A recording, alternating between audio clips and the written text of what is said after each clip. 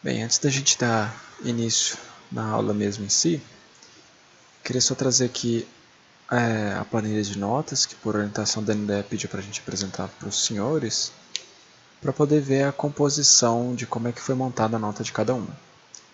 Aqui está por número de matrícula, então ninguém vai saber a sua, não sei o senhor mesmo. Bem, nossa divisão da prova, das notas, ficou sendo nossa prova valendo até 70 pontos, o Eletroint até 20 pontos, e nossa lista de exercício, que foi aquela atividade complementar que foi até logo depois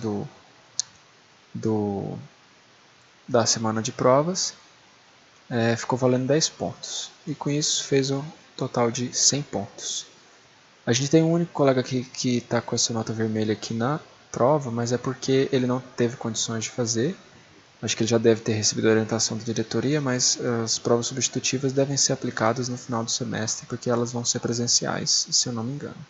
Ao menos essa é a intenção da pró-reitoria. Se alguém ficar com alguma dúvida em relação à nota, por que está certa quantidade, ou quiser rever a nota que foi dada, é só entrar em contato comigo.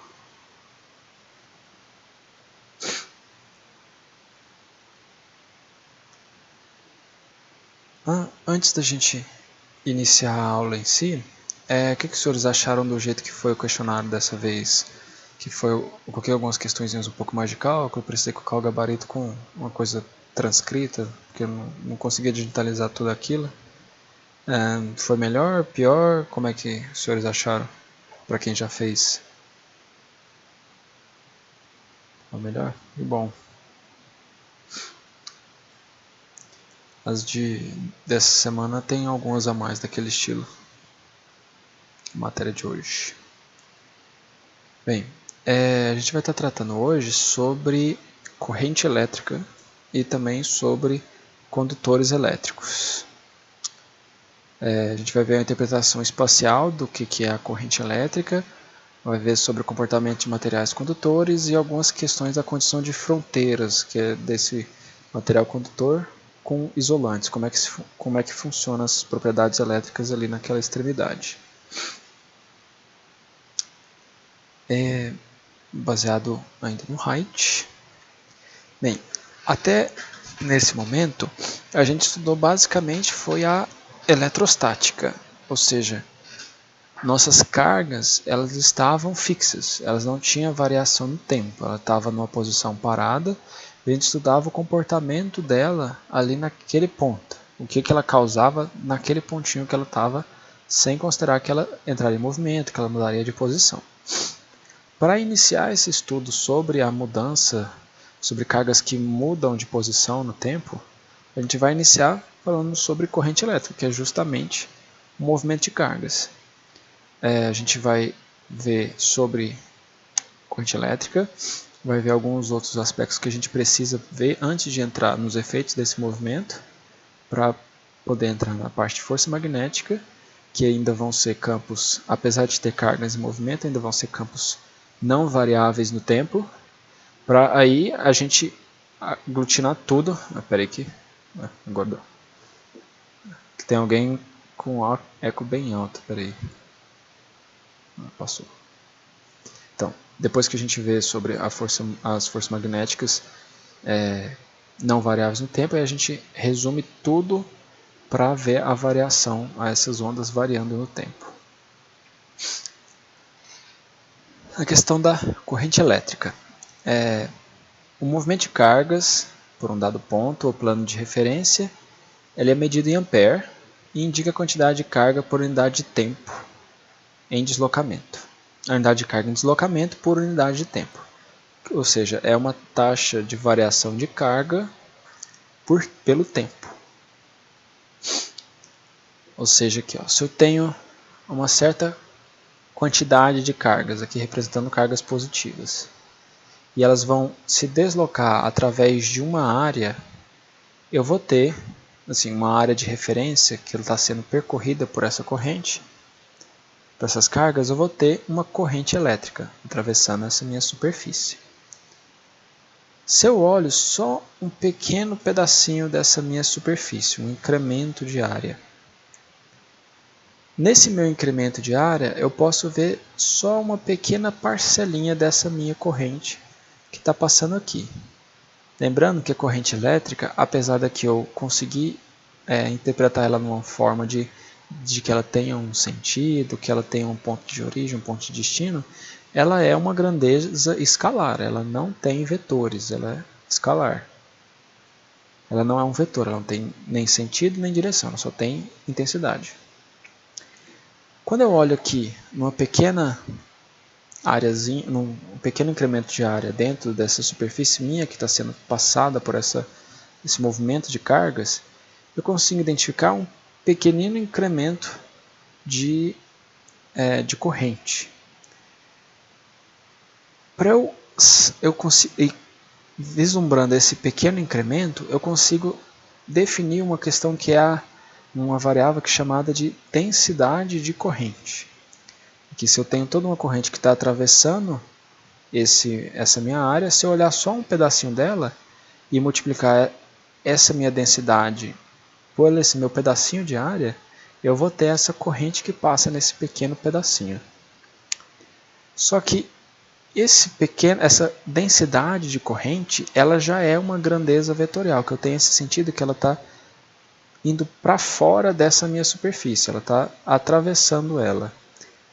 E esse meu incremento de área, ele também pode ser interpretado como essa minha área, que seria o módulo de um vetor que também está saindo. Então, esse meu incremento de corrente, ele pode ser minha densidade de corrente, uma grandeza vetorial, produto escalar pelo meu incremento de área na direção normal dessa minha superfície, na direção para fora dela. De tal forma que eu vou conseguir dizer que a minha corrente elétrica ela pode ser dada por um integral de superfície da minha densidade de corrente que está atravessando essa superfície. Ou seja, se eu olhar a densidade que atravessa toda essa minha área, eu vou ter a minha corrente elétrica. Para a gente poder interpretar melhor essa questão de como que funciona essa dinâmica de densidade de corrente, a corrente elétrica, tem aqui um exemplo que é um exemplo do livro mesmo. Que ele me dá uma densidade de corrente, essa densidade de corrente ele me dá ela em coordenadas cilíndricas, ela vai depender aqui do meu raio do meu cilindro, do ator em Z e do meu ângulo de abertura também. Dado essa minha densidade de corrente, eu vou querer saber a densidade de corrente em um determinado ponto e determinar a corrente total que vai fluir por fora de uma superfície que ele delimita aqui. Tá, vamos aqui passar para a nossa folha, porque isso aqui fica mais fácil da gente fazer assim. Deixa eu só ajeitar aqui a câmera.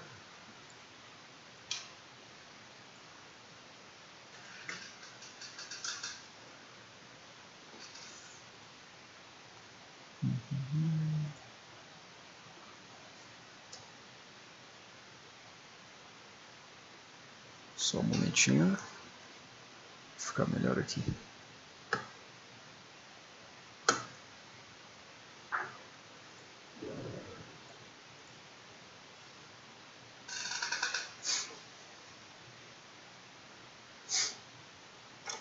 Certo. Então, que hoje é dia 4, né? Só deixar aqui anotado na folha para ficar mais organizado. 4/5.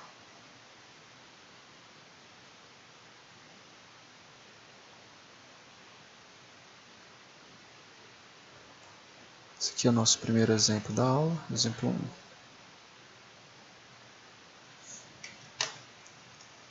Então, ele me deu essa minha densidade de corrente, que é uma grandeza vetorial, dado por 10 ρ ao quadrado, z na direção de ρ,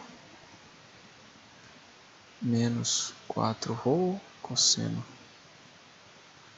ao quadrado de φ na direção de φ.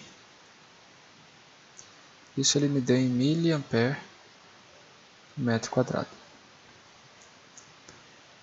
No primeiro item, ele simplesmente quer que eu saiba quanto que é essa minha densidade de corrente num ponto P, que ele deu em coordenadas cilíndricas, O igual a 3, Φ igual a 30 graus, e Z igual a 2.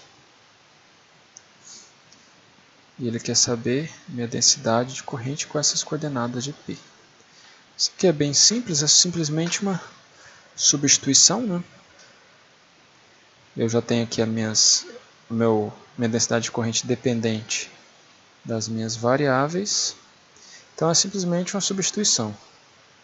10, 3 quadrado, vezes 2, direção de ρ, menos 4 vezes 3 vezes o cosseno ao quadrado de 30 graus na direção de φ.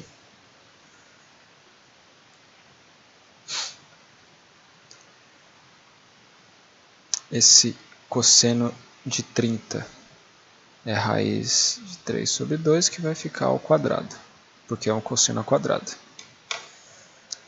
Então a gente já consegue ver que o resultado aqui é 180 menos o que fica só 3 vezes 3, fica 9 a de φ. Miliampere por metro quadrado. Esse aqui é bem simplesinho mesmo. Agora, ó, na nossa segunda, que ele quer justamente uma relação entre essa minha densidade e uma determinada corrente. Ele quer a corrente que vai passar por uma superfície que ele definiu, ó, dessa seguinte forma. Ela tem um diâmetro igual a 3, se estende o φ de 0 a 2π, e meu z de 2 até 2,8. Essa aqui é a minha superfície. Então, vamos primeiro interpretar como que é essa minha superfície. Ó. Eu estou em coordenadas cilíndricas. Então, aqui nosso eixo. X, Y e Z. Primeiro, quem que é nosso ρ igual a 3? Em relação aqui à minha origem, é todo ponto, ó, que tem uma circunferência de raio 3. Qualquer um desses pontos. Quem que é... O que indica o φ de 0 até 2π? O φ igual a 0, ele está igual aqui no meu eixo x. Se é de 0 a 2π, é toda a minha circunferência. Então, até agora a gente tem todo o ponto que tem raio 3, e ele variando de 0 a 2π seria a minha superfície. Mas ela também, ó, vai de um z, vamos começar ele aqui, ó, de um z igual a 2 até um z igual a 2,8. Então, ó, eu vou ficar aqui meio mal desenhado, porque o professor dos senhores não é muito bom em desenho, mas fica sendo, ó, esse pequeno cilindro, que é essa casca cilíndrica, tem aqui, ele quer a corrente que está saindo dessa minha... travou aqui. Tinha travado a imagem, né? Só um segundo.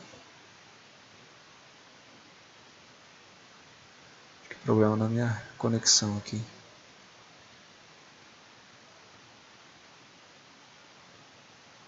Só reiniciando a câmera aqui. Desculpa pelo probleminha.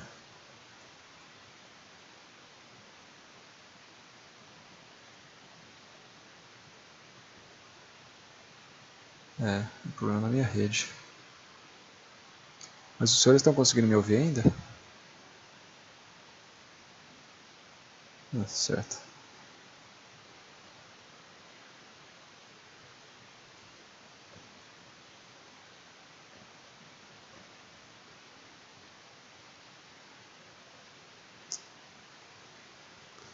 Não está querendo conectar de novo. Só um momento que eu não tenho outra outra câmera se não essa.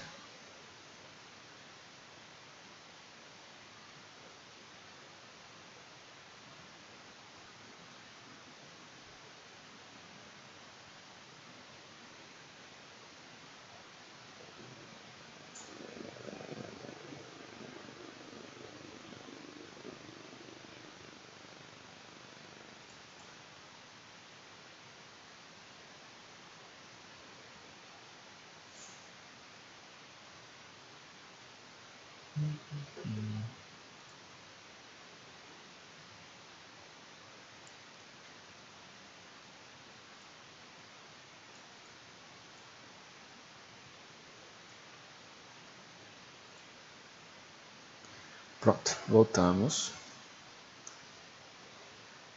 Bem, aqui então a gente tem nossa superfície. Ela tem um raio de 3, vai de 0 a 2π, e meu z está variando de 2 a 2,8. Então é toda essa minha casca esférica. E ele quer saber toda a corrente que está passando por toda essa minha superfície.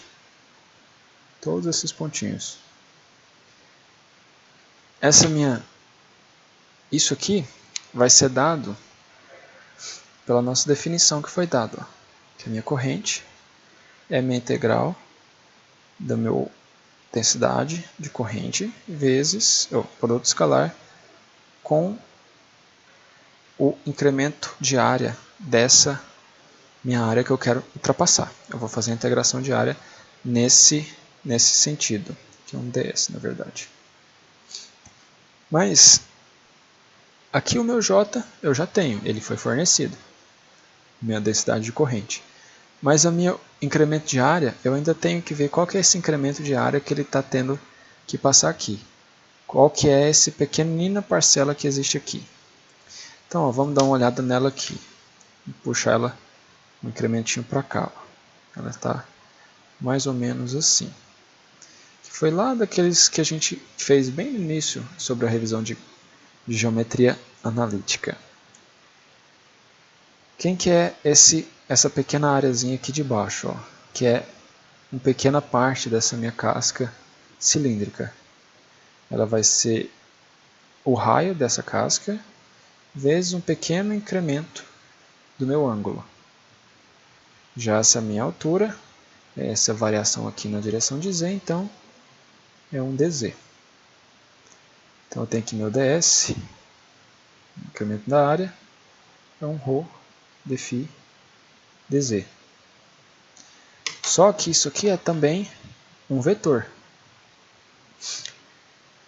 Esse vetor, para ele ser um vetor, eu tenho que multiplicar aqui por um vetorzinho unitário. Se eu quero o que está saindo, o que está passando saindo dessa casca, então é um vetor para fora. Esse vetor, a gente pode ver aqui que ele está normal a essa minha superfície cilíndrica, apontando na direção crescente dela. Então, esse é meu Aρ. A gente obteve ele lá, definiu ele lá no início para a gente. Então, a minha corrente agora, só posso fazer uma substituição simples, uma integral aqui de superfície. 10, substituindo aqui minha densidade de corrente. Só repetindo a formulação dela.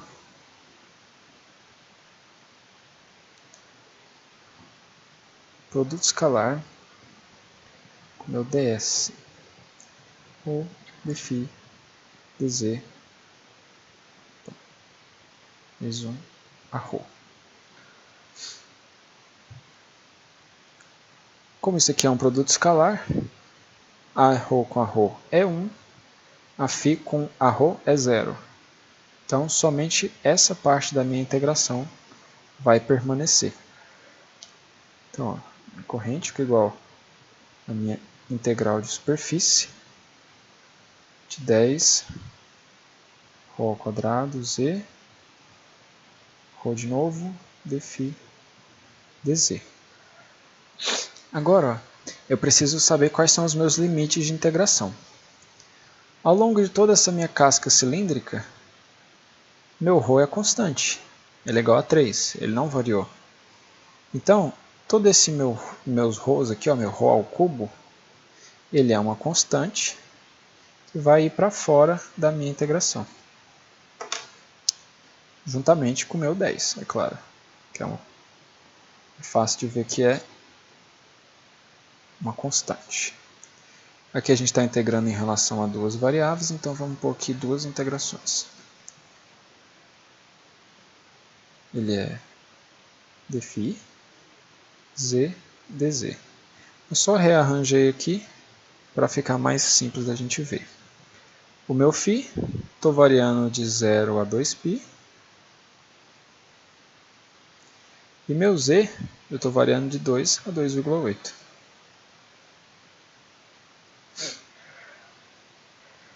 Então, aqui, 10 vezes... Quem que é meu ρ? Meu ρ é 3. 3 ao cubo.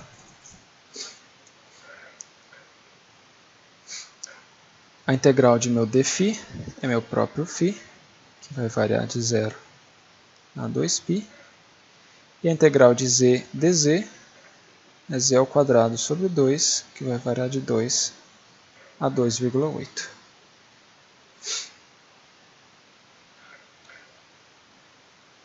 Isso aqui fica 270 vezes 2π. 2π menos 0 é só 2π.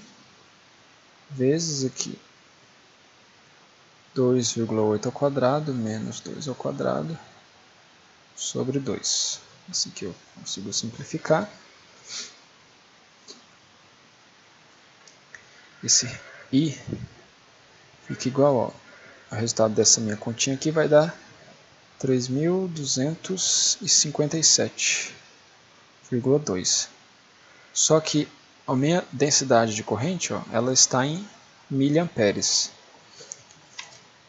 Por isso que a minha corrente aqui é miliampere, ou simplesmente 3,26 amperes. Foi o meu resultado.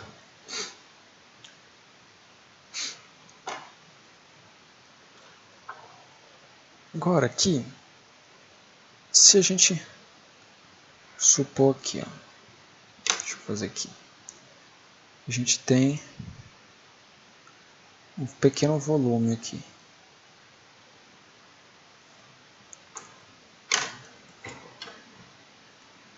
Com algumas cargas positivas aqui dentro. E eu sei ó, que existe um movimento de carga dentro desse meu volume. Se existe uma corrente elétrica aqui, um I, isso aqui está indicando que essas minhas cargas elas estão em movimento dentro desse volume. Então, se eu considerar determinado intervalo de tempo aqui, eu consigo associar que elas vão deslocar aqui depois de um tempo, elas vão estar em outro ponto, porque elas estão se movimentando. Então, elas também vão percorrer um tempo.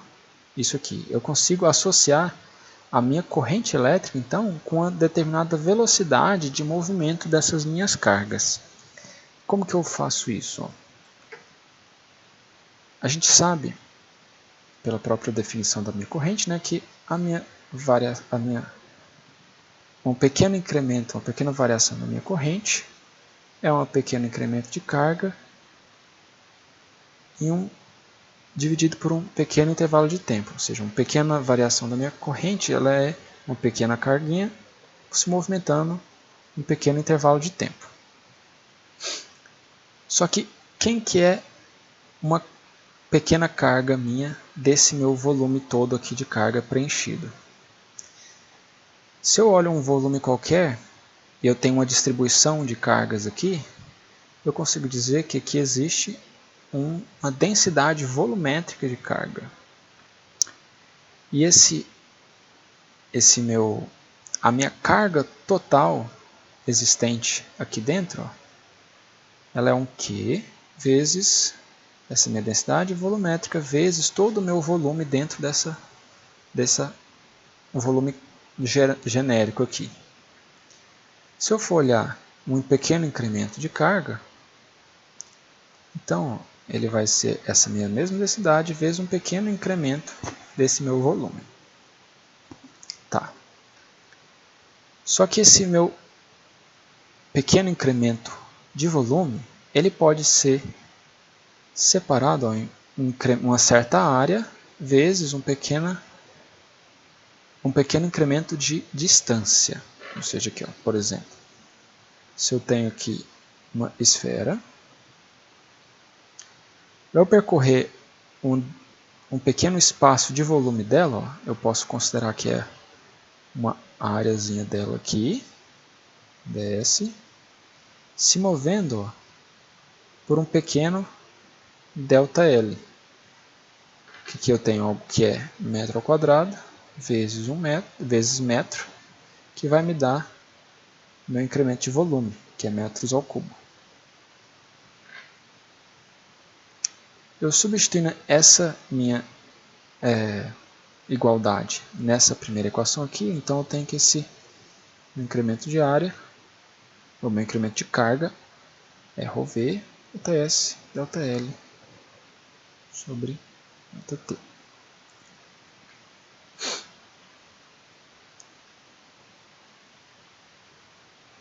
Se aqui agora, incremento de corrente. Quem que é uma pequena variação de distância por uma pequena variação no tempo? Isso aqui é uma velocidade, ΔL sobre ΔT. E eu passando essa minha área, dividindo a minha corrente, vou ter essa relação aqui, vezes uma velocidade. Uma divisão da corrente por uma área, isso aqui me dá, ó, a minha densidade de corrente. Então, eu tenho que a minha densidade de corrente, de forma vetorial, ela tem essa relação da minha densidade de carga volumétrica com a minha densidade de corrente. A densidade de corrente tem uma relação com a velocidade de movimento da minha carga, de acordo com a densidade de corrente, com a densidade de carga, desculpa, que existe ali dentro. Isso aqui está me dizendo, ó, que para uma determinada densidade de corrente que está em movimento dentro de um volume, quanto maior for a minha densidade de carga, quanto mais carga tiver dentro desse volume, menor vai ser a minha velocidade. E o contrário é válido também. Vamos continuar aqui com os nossos slides. Até agora alguma dúvida?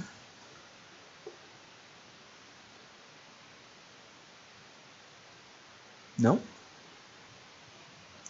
Ok.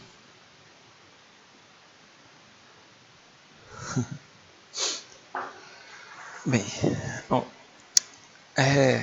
as cargas elétricas, positivas, negativas, elas estão sujeitas a um princípio que chama conservação das cargas. Ou seja, eu não posso criar uma carga. Para toda carga positiva que eu crio, existe uma outra carga negativa da mesma intensidade, para que elas se mantenham equilibradas. Então, quando eu estou movimentando uma carga, existe uma determinada carga ali que tende a ocupar o espaço que ela estava sendo preenchida. Se a gente aplicar esse princípio, né, de conservação de cargas, o movimento de cargas, a gente tem que o movimento positivo de cargas através de uma superfície fechada, ela tem que ser igual à carga positiva que está saindo daquela determinada área. Ou, outra forma de interpretar, é igual à carga negativa que está entrando nela. Ou seja, se eu tenho uma carga positiva que está saindo de um ponto A até um outro ponto, aquele ponto A perdeu aquela carga, ou seja, entrou uma carga ali que neutralizou o efeito, como se fosse neutralizou aquela situação de carga que estava ali, de forma que tudo se mantém equilibrado. Então, se eu avaliar uma área, um circuito fechado, uma área fechada que tem a minha densidade ultrapassando ela, eu vou ter, considerando que essa minha densidade é positiva, eu vou ter que isso aqui vai ser igual a menos a minha taxa de variação de carga dentro daquela superfície. Quanto de carga ali que eu estou perdendo que está passando aquela superfície. Ou seja, se eu tenho aqui um determinado conjunto de cargas e eu delimito uma área em volta dela, se eu fizer essa integração da minha densidade corrente em todas essas minhas direções, tudo que está saindo por cima, por baixo, pelos lados, isso aqui vai ser igual a minha taxa de variação da minha carga, o quanto de carga que eu estou perdendo que está delimitado aqui dentro. E essa minha relação aqui, que é essa minha integral de superfície, que é a densidade corrente vezes o meu incremento de área, eu posso utilizar aquele princípio que eu utilizei na minha densidade de campo elétrico, que é a questão do divergente, que eu posso transformar essa minha integral, que é uma integral de superfície, que eu tenho que avaliar toda uma casca de um objeto que eu estou olhando, e transformar isso numa integral volumétrica, quando é uma superfície fechada, um sólido mesmo, fechadinho. Não é igual aquele, se for comparar, por exemplo, com aquele exemplo que a gente resolveu, a gente só pegou uma casca de um cilindro. A gente não olhou o topo dele, se ela estava saindo por cima e por baixo também ao mesmo tempo. Se eu fosse olhar essa minha situação fechada, eu teria que ter olhado tudo que estava saindo por cima e por baixo também daquele meu cilindro. Então eu consigo fazer essa equivalência entre uma integral de superfície e uma integral volumétrica aplicando o divergente sobre a minha densidade de corrente. E lembrando que isso aqui, como é uma superfície fechada, ela vai ser menos a variação da minha carga no tempo. Como a minha carga de uma superfície genérica qualquer, ela pode ser escrita da forma de uma densidade de volume vezes o incremento, eu posso achar essa minha carga sobre uma integral de volume também em relação a essa minha densidade qualquer de volume desse meu objeto. Isso aqui é a forma mais genérica que eu expresso uma determinada carga. Essa equação aqui é válida para qualquer tipo de forma geométrica que eu estou avaliando. Então, eu tenho essa igualdade derivada aqui, desse minha integral de volume igual a menos dq dt. Substituindo esse meu q como uma integral de volume, se ao longo do tempo que está passando aqui, eu estou variando isso no tempo. Se ao longo do tempo essa minha carga, esse meu volume que eu estou avaliando, ele não varia, eu consigo simplificar essas minhas integrais volumétricas, ou seja, se esse meu volume que eu estou considerando não depende do tempo, eu consigo simplificar essas minhas integrações voluméricas e chegar na igualdade, que o divergente da minha densidade de corrente é menos a taxa de variação da minha densidade volumétrica de carga em relação ao tempo. É um nomezinho um pouquinho, uma coisa difícil assim da gente ler, mas essa é uma forma pontual da equação da continuidade, que é aquela questão de que não existe uma carga que é criada, sempre ela é contraposta por uma carga positiva por uma carga negativa. Ou seja, aqui uma densidade de corrente que está sendo avaliada em um único pontozinho aqui, se eu vejo que aqui está tendo um movimento de carga para fora, é isso que é o meu divergente da minha densidade, se em um determinado ponto, um pequeno pontinho, eu consigo ver que ali existe corrente se movendo, uma densidade de corrente para fora, isso aqui vai ser igual a menos a taxa de variação da minha carga nesse pontinho aqui. Ou seja, se eu tenho uma corrente que está saindo, aqui ao longo do tempo vai deixar de ter carga. Isso é que essa igualdade minha está dizendo. E uma coisa que é importante a gente lembrar, que a gente viu lá na questão da densidade, que a divergência ela tem uma forma diferente de acordo com a coordenada que eu estou considerando, na cartesiana, na cilíndrica e na esférica. Ela não tem uma fórmula específica, ela é representada como esse meu operador nabla, um produto escalar, mas isso aqui é lido como divergente de J, o divergente da densidade de corrente, porque dependendo da minha da minha coordenada, esse meu nabla aqui ele teria que ter um valor muito diferente. Então ele é simplesmente representado como o resultado mesmo dessa meu divergente. Então, é uma coisa muito teórica assim, vamos ver um exemplo para a gente conseguir absorver um pouquinho melhor o que foi dito. Aqui, ó, eu tenho uma densidade de corrente que foi dada para mim em coordenadas cilíndricas, isso aqui é importante para a gente, que ela está indo somente na direção de z, um valor negativo, e dependente unicamente de z. Só que ela existe só num espaço muito delimitado, ela só é válida entre 0 até um ρ de 20 micrômetros. E para qualquer valor acima disso, não existe densidade de corrente. Eu quero saber qual que é a corrente total que atravessa essa minha superfície no plano z igual a 0,1 metros e na direção a z, ou seja, eu quero subir o meu eixo z. Se eu considerar uma velocidade da minha carga de 2 vezes 10 a sexta metros por segundo, nesse mesmo ponto z, ele pede qual que é a densidade volumétrica de carga. E num outro ponto ele já me dá a densidade volumétrica de carga em um outro ponto e quer saber qual que é a velocidade da carga naquele pontinho ali. Tá. Então a gente tem essas premissas aqui. Não estamos travados, então dá para a gente continuar. Esse aqui é o nosso exemplo 2.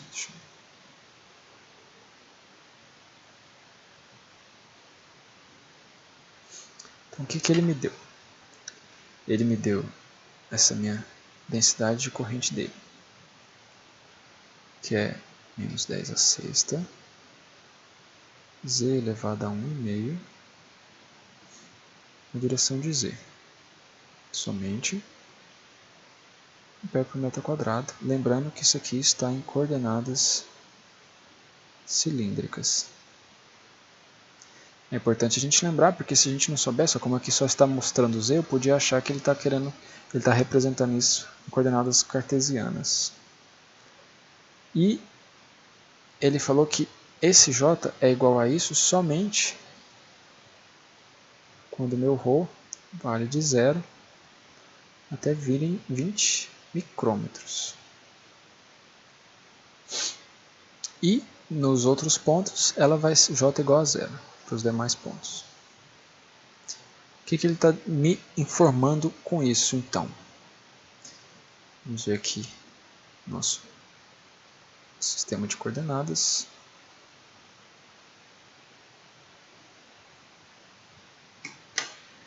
Então, se eu tenho ρ igual a 0, então, desde a origem até um determinado ponto, em que todos os pontos em que o meu raio é até 20 micrômetros, eu tenho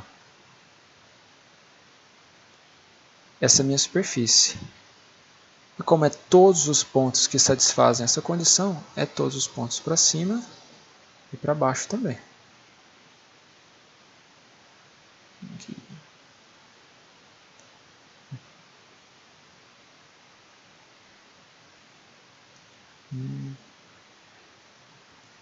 Ou seja, aqui, ó, ele na verdade é um pequeno condutor cilíndrico em torno do meu eixo Z, que se estende por todo o meu eixo. Aqui, ao longo de todo o meu eixo Z, existe esse meu condutor cilíndrico. Que aqui dentro, como essa minha corrente, ó, ela tem valor módulo negativo em relação a Z, à medida que cresce meu Z, então existe uma densidade de corrente aqui para baixo, e quando o meu Z é negativo, essa minha densidade de corrente está para cima. E toda essa minha região fora desse minha superfície que ele delimitou é zero, não tem densidade de corrente.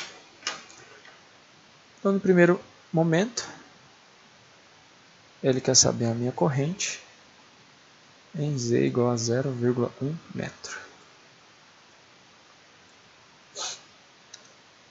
Então, eu tenho essa minha superfície aqui, de z igual a 0,1 metros. E bem aqui no centro dela, ó, eu vou ter essa minha pequena, como se fosse uma corte transversal desse meu volume que foi desenhado. E vou ter uma densidade de corrente que vai estar descendo, porque meu Z é positivo.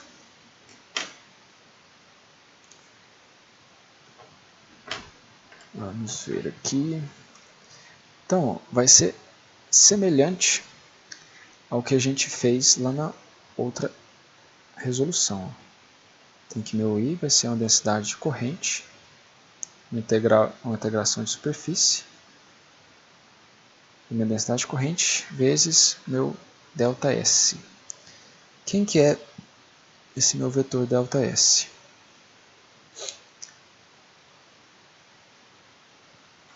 Agora, ó, como eu estou aqui observando esse meu pequeno cilindro, essa minha casca cilíndrica,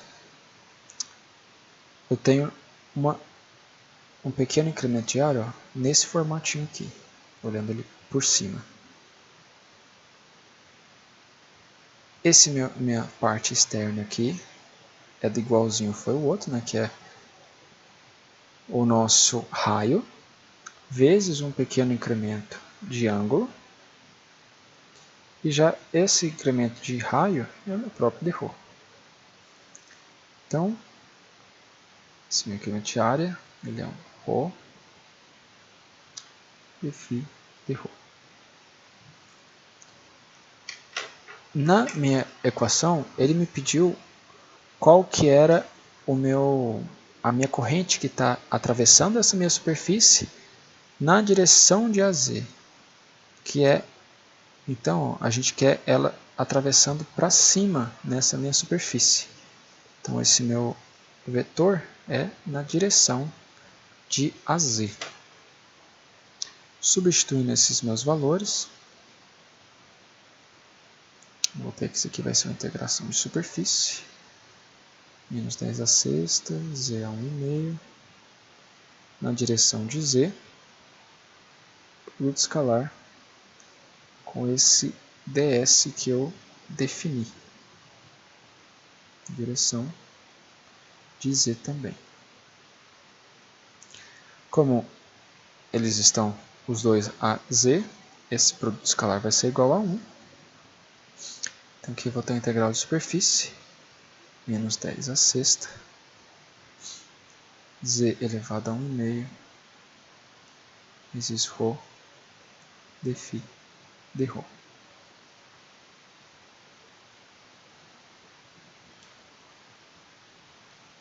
Meu z é fixo e vale 0,1.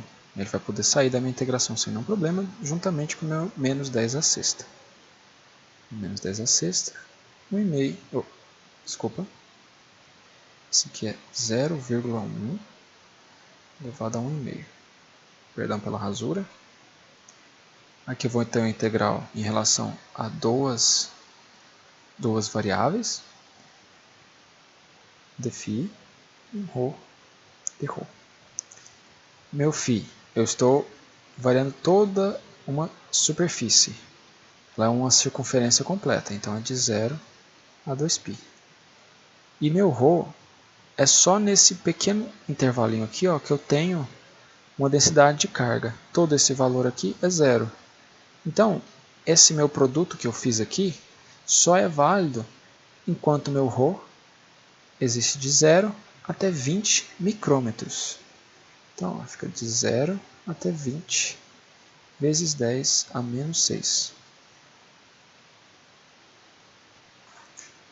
Vamos continuando aqui. Isso fica menos 10 a sexta vezes 0,1 elevado a 1,5. A integral de dφ é φ, que vai variar de 0 a 2π.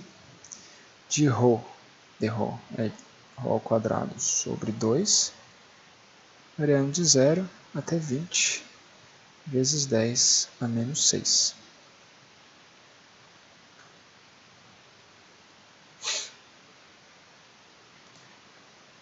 essa minha corrente. Então vai ser, só repetindo aqui, menos 10 a sexta, 0,1 elevado a 1,5 vezes 2π. Aqui 20 ao quadrado é 400. 10 a menos 6 ao quadrado é 10 a menos 12, dividido por 2. Fazendo esses cálculos e simplificações aqui, chego que isso aqui fica menos 39,74 vezes 10 a menos 6. Ou seja, essa minha corrente, ela é bem pequenininha, menos 39,74 microamperes, que vai passar nesse sentido que eu delimitei. Agora, para a nossa próxima letra.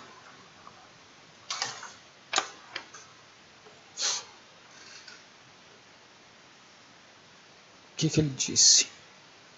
Ele disse que para Z igual a 0,1 metros,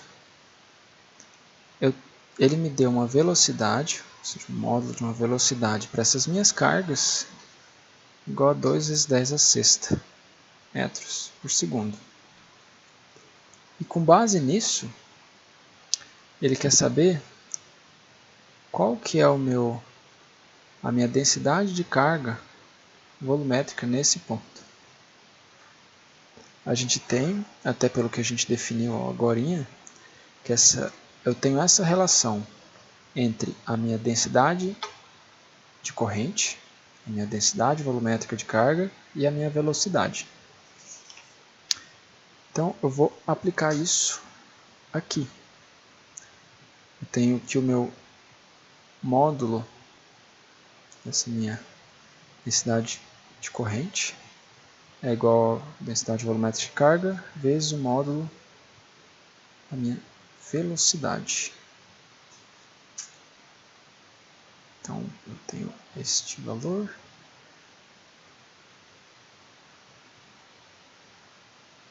Aqui. Como eu tenho que o meu J, o módulo do meu J, ele é 10 a sexta Z elevado a 1,5, porque eu tenho aqui, ó, meu J é esse aqui, só lembrando. Menos 10 a sexta Z a 1,5 a de Z. Por metro quadrado. Como eu quero um módulo disso aqui, é um módulo que eu faria cada componente ao quadrado, tiraria a raiz, é basicamente o módulo desse meu J na direção de Z. Por isso que ele já veio aqui dessa forma. Dividido por 2 vezes 10 a sexta. Esses 10 a sextas vão se cancelar. Meu Z eu sei que é 1 em 0,1, que ele quer. Dividido por 2. Então essa minha densidade volumétrica de carga, ela fica menos, mais mesmo, 15,81 coulombs metro cúbico.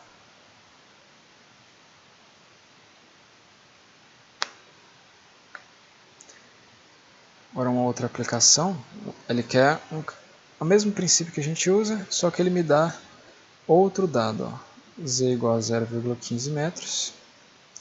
Ao invés dele me dar a minha velocidade, ele me dá a minha densidade de carga, que me dá igual, ó, a menos 2.000 coulombs por metro cúbico.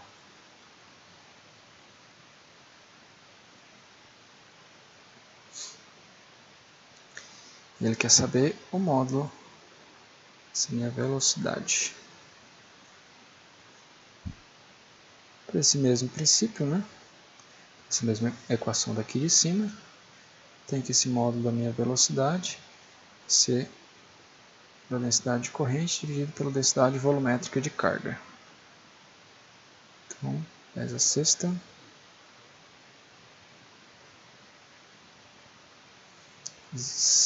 0,15 elevado a 1,5, que meu Z agora é 0,15, dividido menos 2.000 coulombs por metro cúbico. Então essa minha velocidade vai ser igual a 29,04 ativos, né? Metros por segundo.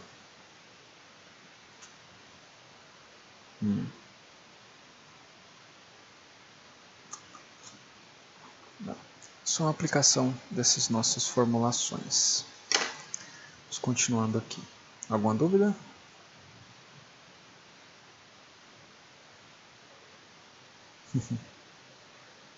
Oi? Tá sim. Pode precisar rever depois, né? Ajuda um pouquinho. Bem, agora ó, a gente vai falar um pouquinho da questão de condutores. Os materiais que existem na natureza, pelo menos do ponto de vista elétrico, eu consigo definir e diferenciar ele em 3 tipos: o condutor, o isolante e o semicondutor. No condutor, se eu olhar do ponto de vista das partículas dele, a interação dos átomos com o núcleo, com os elétrons, eu vou ter que existe uma banda de condução, que é uma parte que eu consigo excitar os elétrons das minhas moléculas, eles conseguem ser transmitidos ou entram em movimento de forma fácil. Qualquer energia que eu forneço a eles, eles vão se excitar e vão entrar em movimento. Já na questão do isolante, existe ali uma barreira que eu preciso vencer. Ela é uma barreira significativa que eu preciso fornecer muito mais energia para esses meus elétrons conseguir sair dessa região aqui que eles estão presos e pular para a minha região de condução. Ou seja, se eu não fornecer uma energia muito significativa, esse meu isolante ele não permite o livre trânsito desses meus elétrons. Se eu vencer essa minha barreira, ele vai, de certa forma, se comportar como um condutor a partir desse ponto. Os meus semicondutores é meio que o meio termo entre eles. Não é tão simples quanto o condutor, de simplesmente fornecer energia, ele conduzir, mas a barreira a ser vencida é muito menor. Isso acaba tendo algumas propriedades sobre ceifamento das minhas correntes, que é algo que a gente estuda mais em eletrônica. Em eletrônica que a gente mexe principalmente com os semicondutores. Caso eu considerar um condutor, um bom condutor, um condutor metálico, eu consigo ver que a relação que existe entre a minha densidade de corrente elétrica dentro dele e o campo elétrico que meu material está sujeito, ele tem essa relação de proporção com a condutividade elétrica, que é dada por Siemens por metro. Se eu observar aqui um condutor que é cilíndrico, e aqui dentro dele eu sei que existe, que está passando nele, uma densidade de corrente e um campo elétrico que são constantes, ou seja, que eu estou entrando com uma corrente constante e ele está sujeito também a um campo elétrico que é constante ao longo de toda o segmento dele. Se eu olhar aqui tanto nesse iniciozinho, no meio e no final, é o mesmo campo elétrico, a mesma corrente, a mesma densidade de corrente. Com isso a gente consegue definir a corrente e a diferença de potencial que esse meu condutor está sujeito. Se eu tenho essa minha densidade de corrente, que ela é ao longo de toda essa minha área, dessa minha distribuição, dessa minha secção transversal dele, essa densidade é igual. Então a minha corrente vai ser simplesmente essa minha densidade vezes a minha área, esse meu cilindro aqui, essa minha circunferência que ele está enxergando.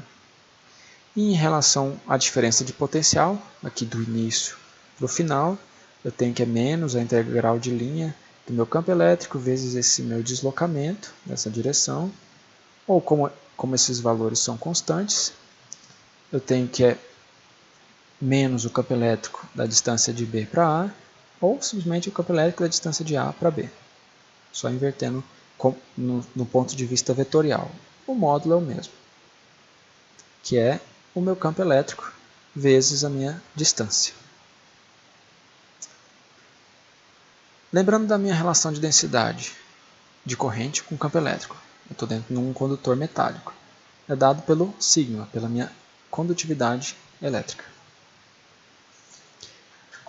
Minha densidade de corrente é minha corrente dividido pela área, como eu defini aqui. Eu simplesmente peguei J é igual a I sobre S, e da mesma forma, meu campo elétrico é a minha diferença de potencial dividido pela minha distância. Substituindo esses valores aqui, que está até representadinho aqui no desenho, e isolando a minha diferença de potencial em função da minha corrente, eu tenho essa relação da minha distância dividido pela condutividade vezes a seção transversal, que é basicamente a minha tensão é a minha resistência vezes a corrente, a lei de Ohms. E a minha resistência é dada pelo meu comprimento dividido pela condutividade vezes a minha área. Normalmente a gente acaba vendo mais ρL dividido por S, ou por A. Normalmente a gente representa isso aqui A no ensino médio. Mas aqui é a resistividade, o inverso dela é a minha condutividade elétrica. Só que aqui a gente estuda mais em relação à condutividade, que ela já dá essa relação direta entre a minha densidade de corrente e meu campo elétrico. Esse daqui é uma relação que é válida para os meus condutores metálicos, independente de que ponto dele que está sendo avaliado. Essa é uma relação constante que existe nele. Essa minha condutividade elétrica, ela é dependente da temperatura, isso é verdade, mas essa relação linear entre a minha diferença de potencial e a minha corrente em condutores é algo frequente. Ela tem uma resposta linear entre a tensão e a corrente, e só que existem outros materiais que não são condutores, por exemplo, os isolantes ou semicondutores, que essa relação nem sempre é constante. Então, eu tenho um caso genérico, que a minha resistência ela é a relação entre a minha diferença de potencial pela minha corrente, ou seja, vai ser essa relação entre essas duas integrações. Menos integral de B para A, numa tensão VAB, desse meu campo elétrico, vezes o caminho que está sendo percorrido, dividido pela minha integral da densidade de corrente, vezes o produto escalar da minha área que está sendo percorrida. Só que minha densidade de corrente é dado pelo sigma E, minha condutividade elétrica vezes meu campo elétrico.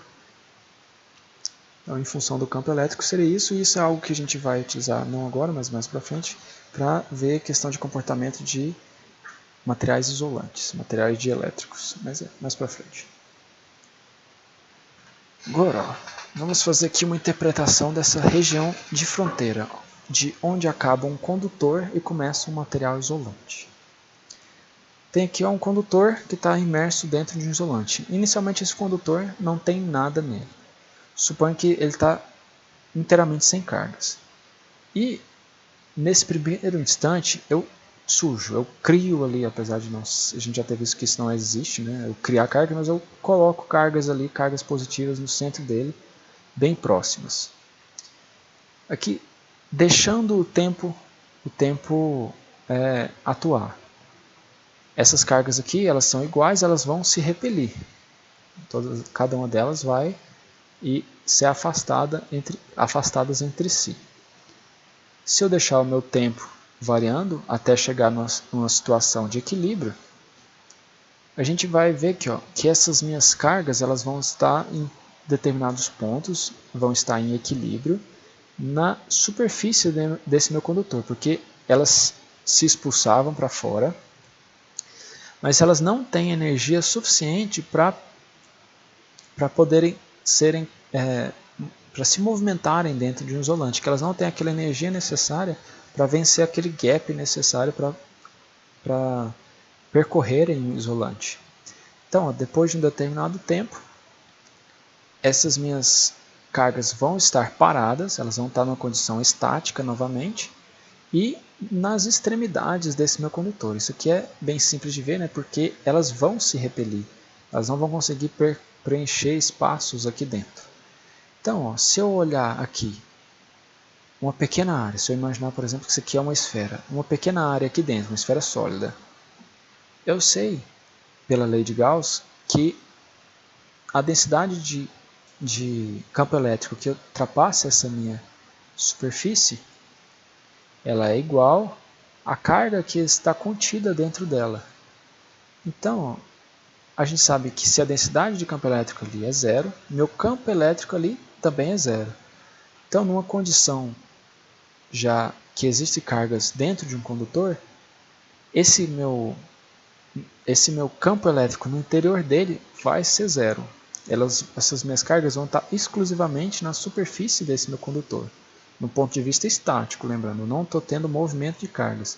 Elas estavam ali num instante inicial no centro e elas se estabilizaram na região externa. Não tenho ali nenhum movimento de cargas. E ao observar a superfície desse meu material condutor, eu consigo ver que existe aqui uma distribuição dessas minhas cargas, ou seja, existe uma densidade superficial de carga nessa minha superfície do meu condutor.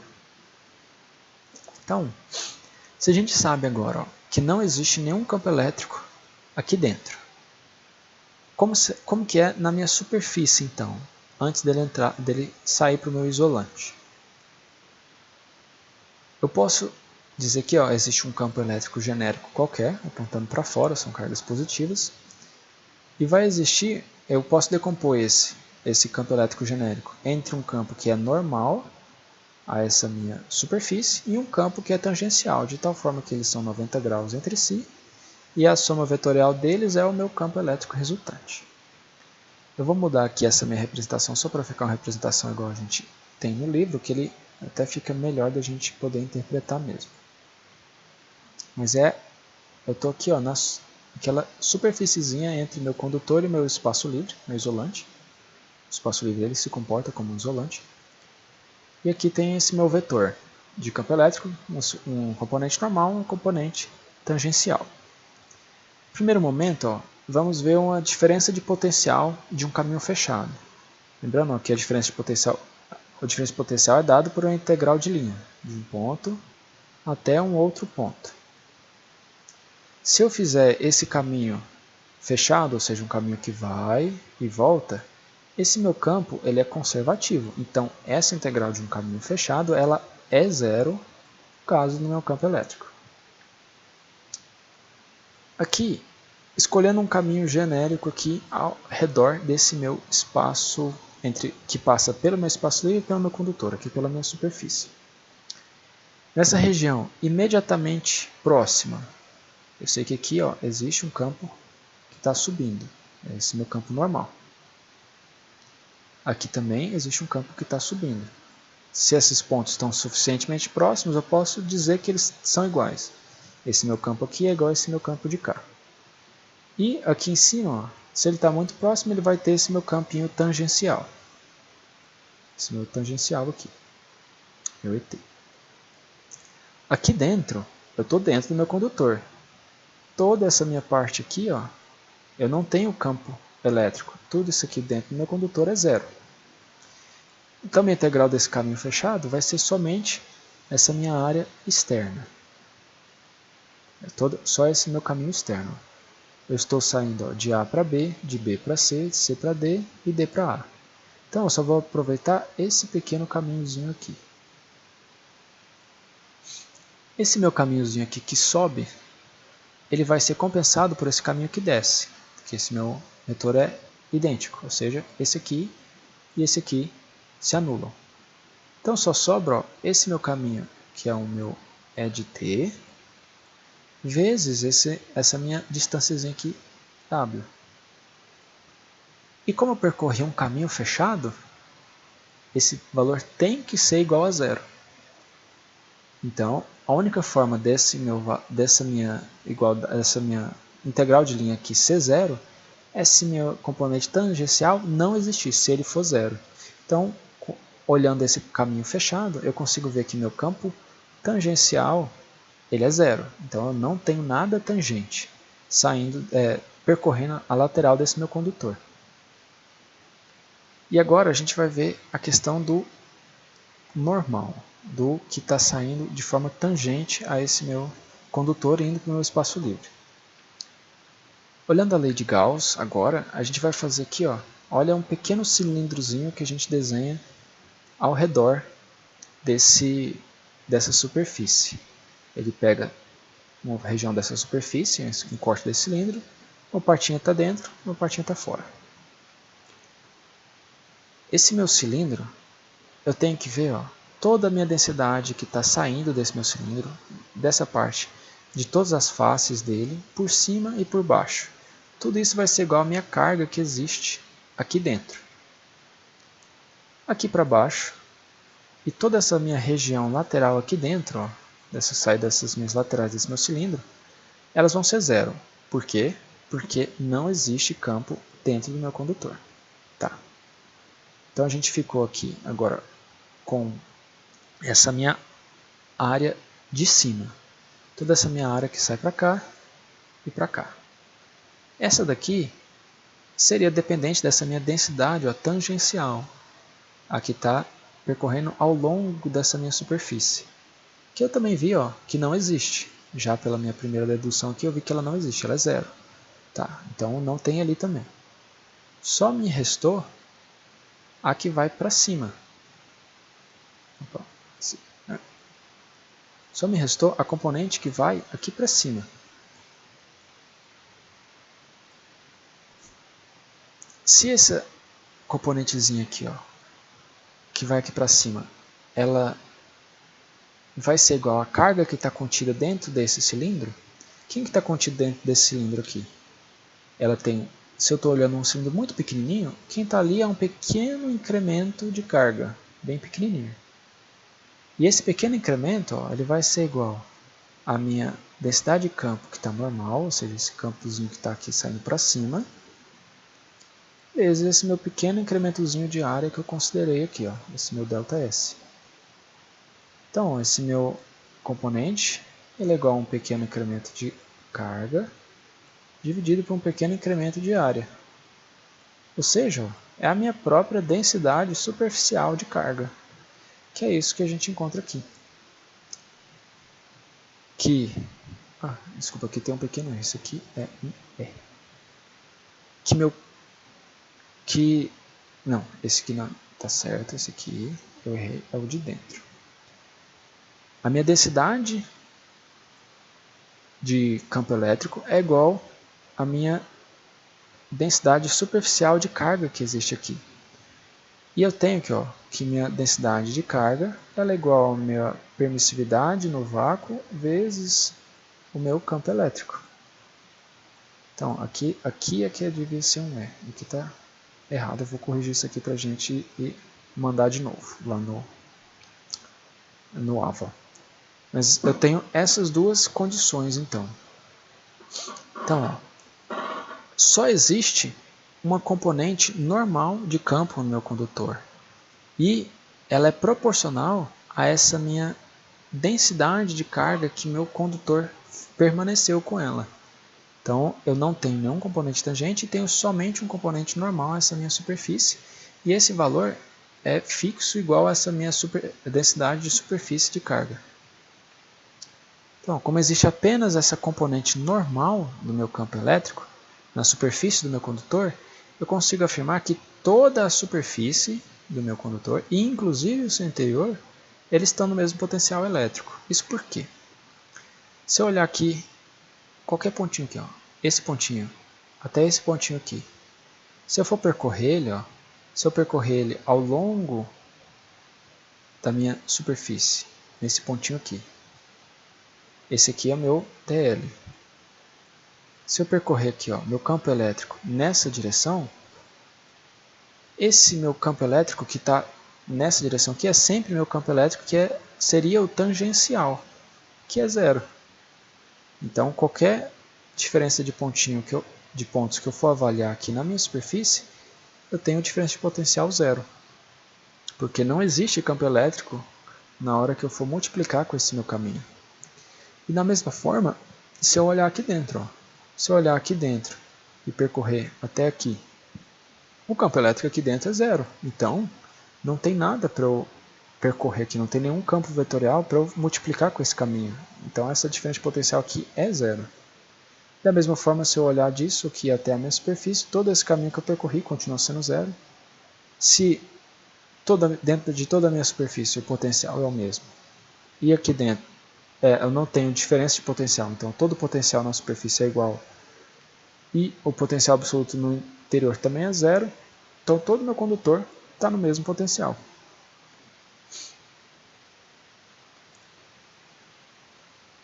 Isso aqui é basicamente dizer assim, que se a ponta do meu fio, num fio elétrico, está a 300 volts, toda a extremidade dele, toda a extensão dele vai estar a 300 volts também.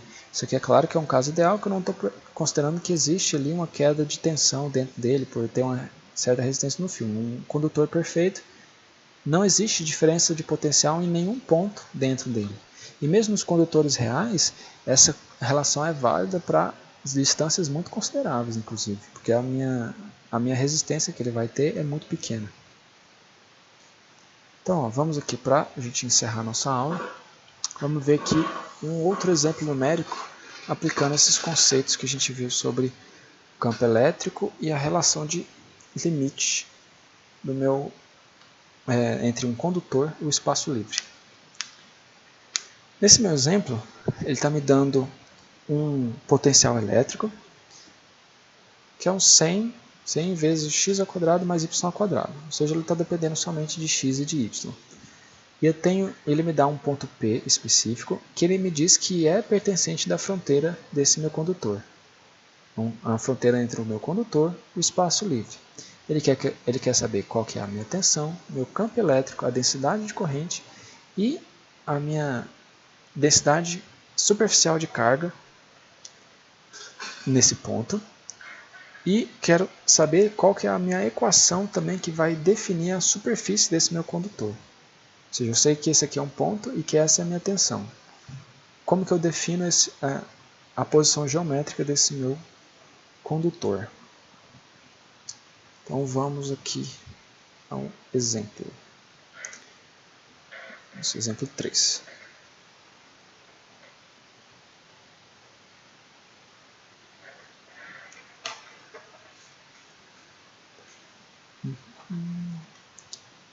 Temos aqui nossa tensão, ela é 100 vezes x ao quadrado menos y ao quadrado em volts.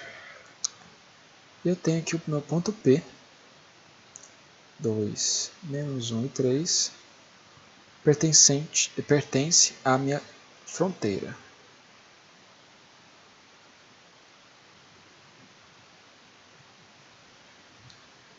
E ele quer saber, nesse ponto P, qual que é a minha tensão, o meu campo elétrico, a minha densidade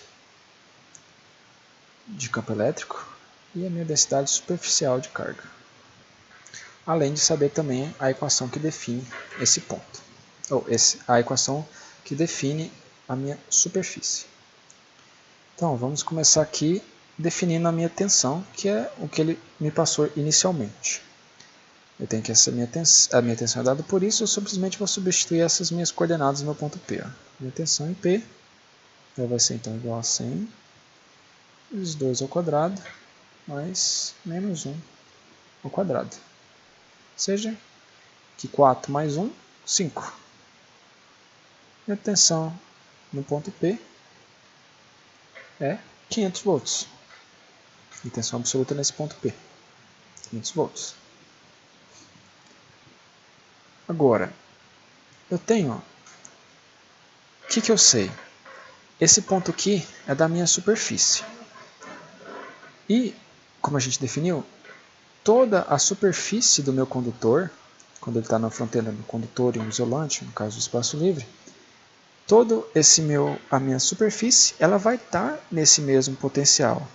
Ou seja, todos os pontos em que a minha tensão é igual a 500 volts, que foi o que eu defini aqui, isso aqui vai definir a minha fronteira. Define a fronteira do condutor.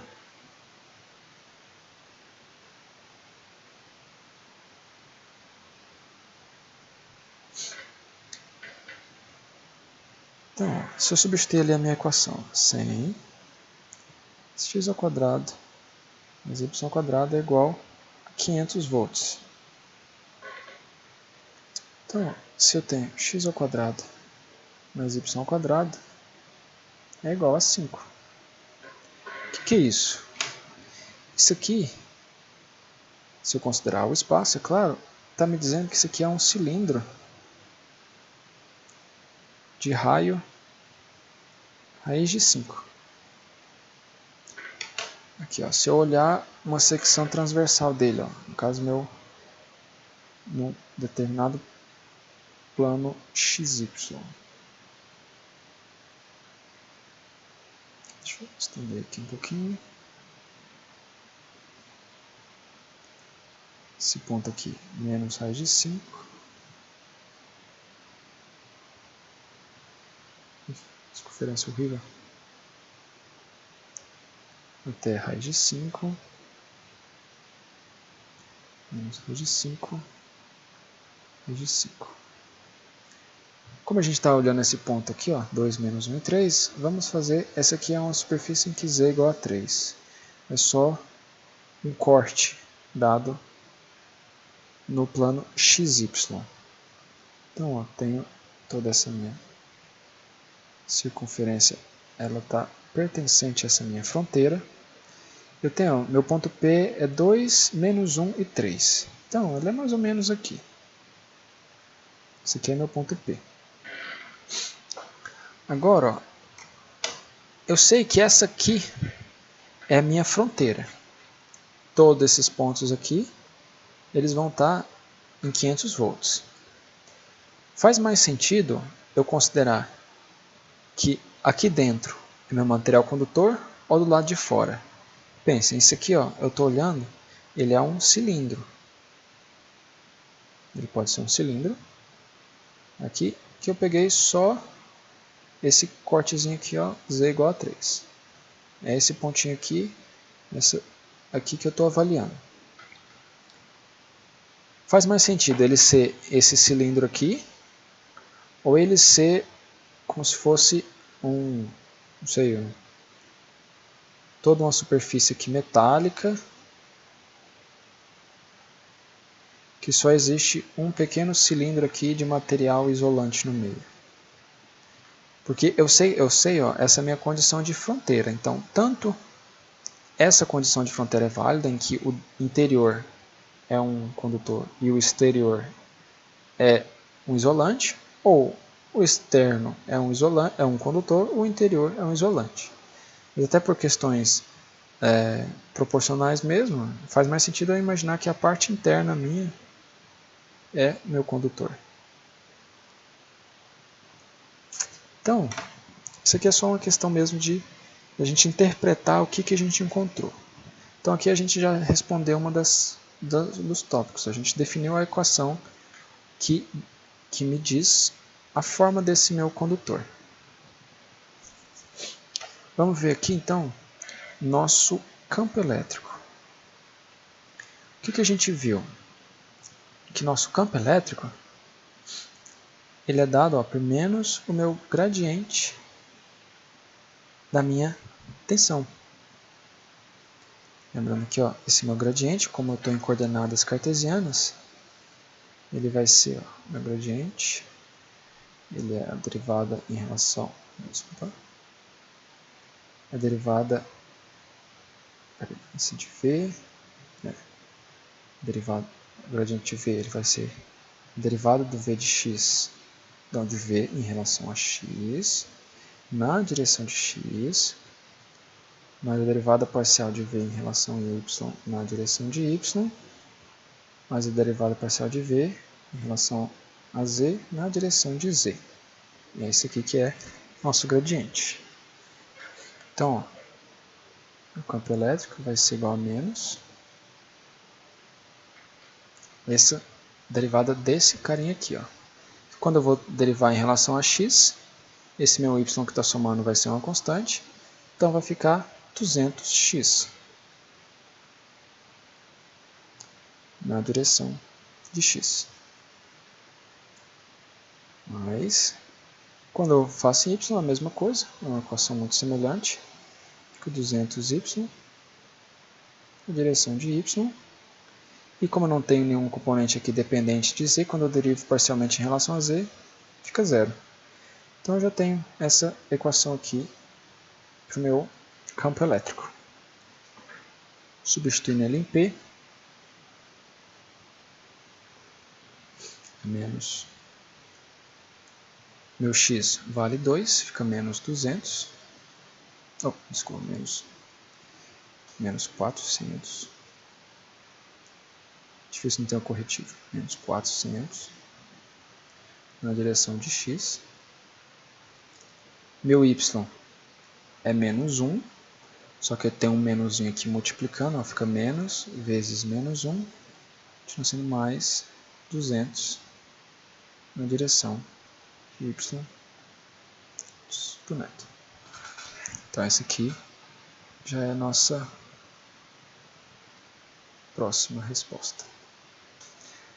A nossa densidade de campo elétrico. Eu sei que ela é dada por E0, que é a permissividade no vácuo, vezes meu campo elétrico. A minha permissividade no vácuo é uma constante. Ela é 8,8542 vezes 10 a menos 12.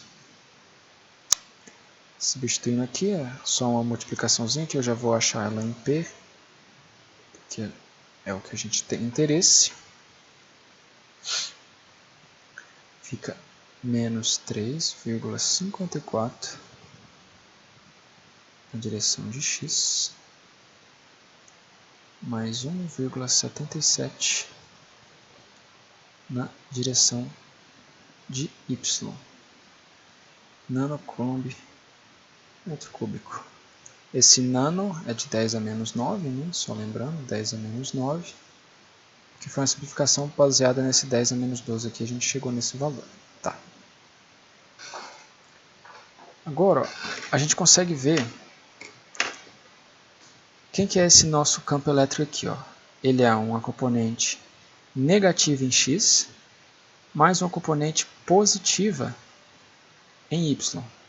Ou seja, se eu olhar aqui no meu pontinho P, esse meu campo elétrico, ó, se ele é negativo em x, ele está apontando nessa direção em relação a x.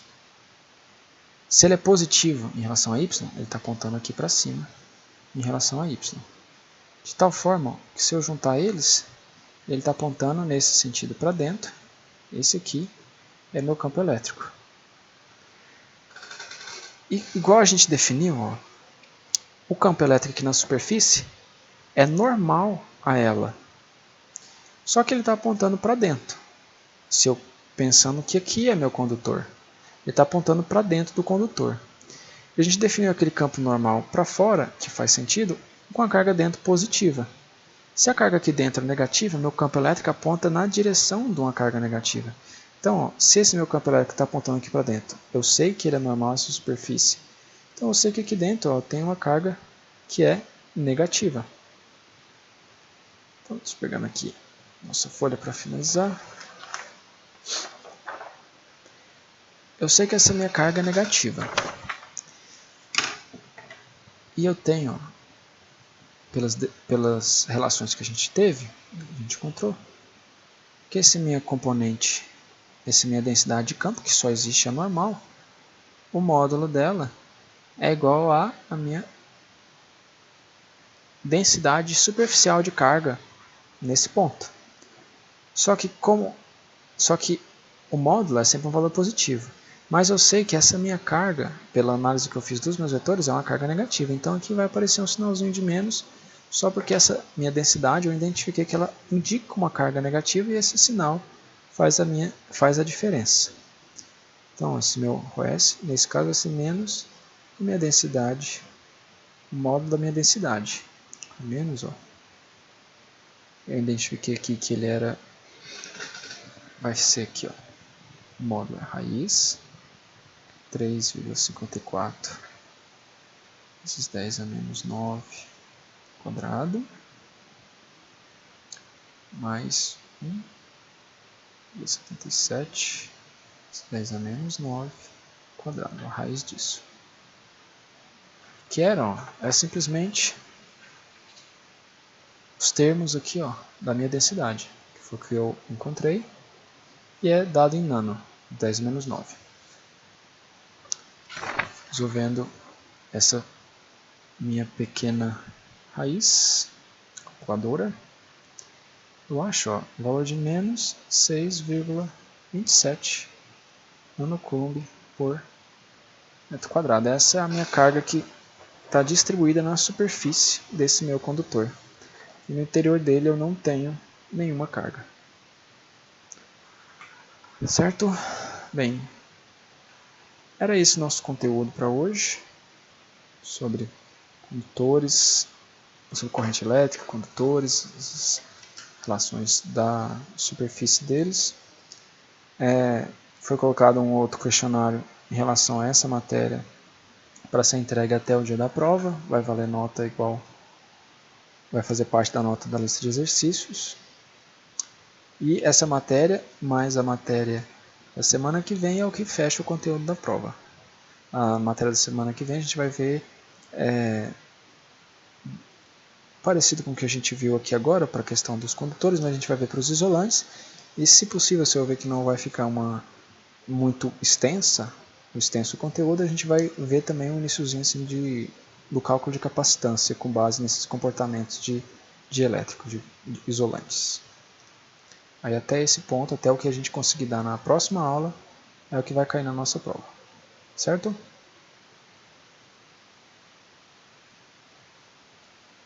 Alguém vivo aí? E essa aula, assim, ela ainda está meio difícil de acompanhar, porque a gente assistindo pelo celular fica realmente meio maçante demais, né? Assistindo pelo celular, pelo computador, parece que é fácil da gente distrair. Como é que os senhores estão se saindo aí? Esse jeito assim tá acompanhável?